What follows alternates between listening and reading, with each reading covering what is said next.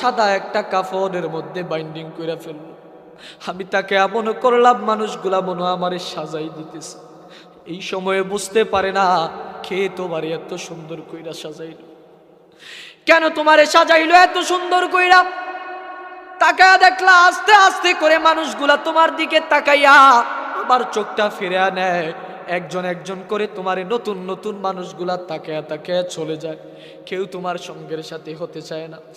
আস্তে আস্তে করে যখন তোমারে আমারে বাড়ি থেকে বাইর করে দিতেছে, আমার তোমার স্ত্রীটা কান্না করতেছে। 2 দিন পরে আর এই কান্না থাকে না, সন্তানের কান্না আর 1 দিন পরে থাকে না, 5 দিন পরে আর সন্তানের কান্না থাকে না। চিন্তা করে দেখো রে বাবা, কার জন্য এত সুন্দর সংসার সাজাইলা? কার জন্য তুমি নামাজ ছেড়ে দিলা? কার জন্য তুমি রোজা ছেড়ে দিলা?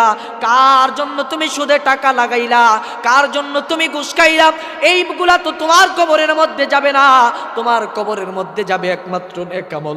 এবার এই ব্যক্তিটা তাকিয়া দেখবে সন্তান এবার কাদের মধ্যে লা ইলাহা ইল্লাল্লাহর ধ্বনি দিতে দিতে, তালকিন দিতে দিতে এবার জানাজার ময়দানের মধ্যে নিয়ে যায়।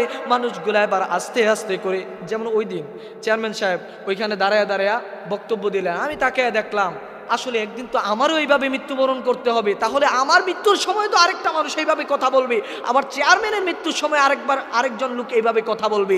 এবার দেখেন মানুষটা হাউমাউ করে কাঁদতেছে, আরে আমারে তোমরা কোথায় দিয়ে যাচ্ছ? আমারে তোমরা তো আমার এই সাদা কাফনটা লাগাই দিলে, আমি চোখ দিয়ে কিছু দেখতেছি না, খুলে দাও, আমার বাঁধন খুলে দাও। পায়ের মধ্যে বাঁধন দিয়ে রাখছে, এবার আপনার এইখানের মধ্যে বাঁধন দিয়ে রাখছে, আপনি লড়তে চড়তে পারতেছেন না, চেষ্টা করতেছেন, হাই রে আমার কথা কেউ শুনতেছে না। একবার তাকায় দেখেন, একটা ঘরের মধ্যে যদি আপনি নির্জন অবস্থায় থাকেন, একটা বিল্ডিং এর মধ্যে আপনি নির্জন, আশেপাশে কোনো বাড়ি নাই, চিৎকার করতেছেন, চেঁচামেচি করতেছেন, খাবার নাই, পানি নাই, কোনো কিচ্ছু নাই, এবার আপনার আওয়াজ শোনার মতো কেউ নাই, কেমন বিতকম্পিত হয়ে আছেন। এবার আপনি চিন্তা করতেছেন, আল্লাহ তুমি ছাড়া আর তো কোনো সাহারা নাই। আল্লাহ ওই দিন বলবে, বেঈমান তোর মতো নাফরমান বান্দা আমার দরকার নাই। আওয়াজ করে বলুন ঠিক কিনা?